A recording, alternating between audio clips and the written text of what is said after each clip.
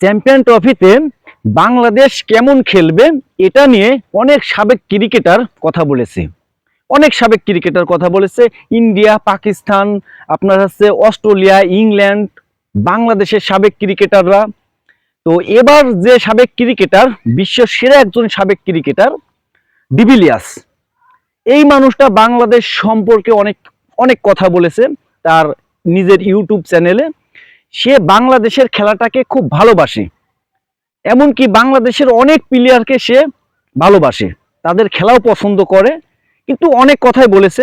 সে বলেছে যে শান্ত দুর্দান্ত একজন ক্যাপ্টেন, অনেক ভালো খেলা খেলে, সেই কারণেই শান্ত বর্তমানে ক্যাপ্টেন আছে বাংলাদেশের। মুশফিকুর রহিম অনেক সিনিয়র ক্রিকেটার, তার অনেক প্রিয় একজন ক্রিকেটার ডিভিলিয়ার্সের।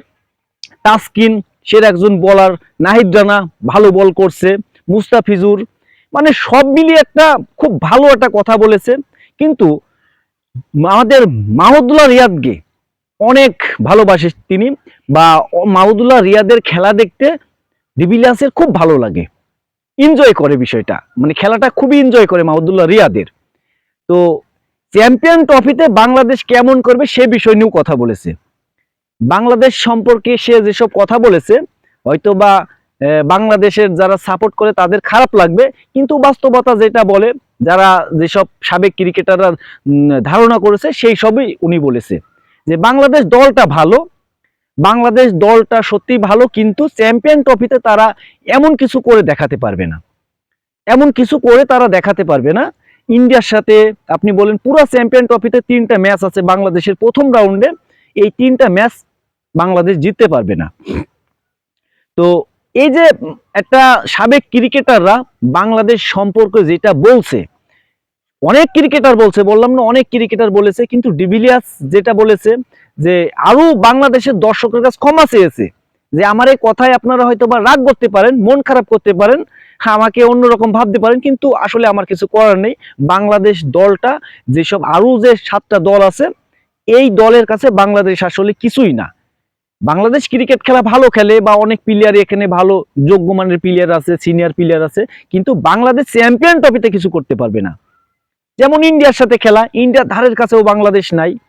পাকিস্তানের সাথে খেলা, পাকিস্তানের আসলে পাকিস্তান দলটা খুব হার্ড, সব দিক থেকে হার্ড, তাই পাকিস্তানের সাথেও ওইভাবে পারবে না। নিউজিল্যান্ড খুবই একটা ভালো দল, সেরা দল। সব মিলে আসলে চ্যাম্পিয়ন ট্রফিতে বাংলাদেশ হতাশ করবে, সেটা ডিভিলিয়ার্সও জানাইছে যে বাংলাদেশ দলটা চ্যাম্পিয়ন ট্রফিতে কিছু করতে পারবে না, ওইভাবে কিছু করার মতন ক্ষমতা রাখে না, কারণ যেসব দল তাদের প্রতিপক্ষ সেই হিসাবে আপনার ডিভিলিয়ার্স সেই কথাগুলো বলেছে।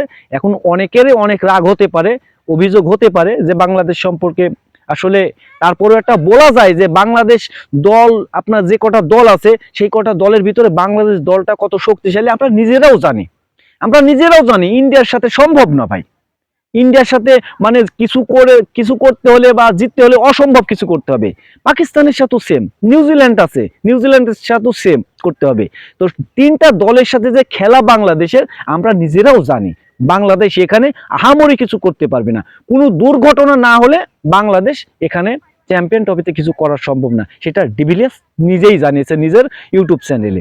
এখন আমাদের আসলে খারাপ লাগতে পারে, কিন্তু খারাপ লাগার মতন আসলে কিছু নাই। আমরা নিজেরা জানি যে বাংলাদেশ দলের শক্তি কত, ওয়েট কতটা।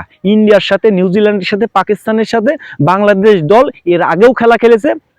তো এখন শুধু দেখার বিষয় যে চ্যাম্পিয়ন ট্রফিতে বাংলাদেশের যে সাবেক ক্রিকেটারদের জবাব দিতে পারে কিনা এইটাই শুধু দেখার বিষয়। বাংলাদেশ দলটা আসলে, এই যে যত সাবেক ক্রিকেটার আছে বাংলাদেশের, সারা বিশ্বের যত সাবেক ক্রিকেটার বাংলাদেশ সম্পর্কে কথা বলেছে, এদের জবাবটা অবশ্যই মাহমুদুল্লাহ রিয়াদ, মুশফিক, শান্ত, হৃদয়দের দিতে হবে, তাসকিনদের দিতে হবে। আমাদের তো ভাই আছে, আমাদের তো শুধু জানানোর বিষয়টা, কিন্তু তাদেরই জবাবটা দিতে হবে। এখন তারা দিতে পারলেই আলহামদুলিল্লাহ, সেটা নিয়ে আর কিছু বলার নাই।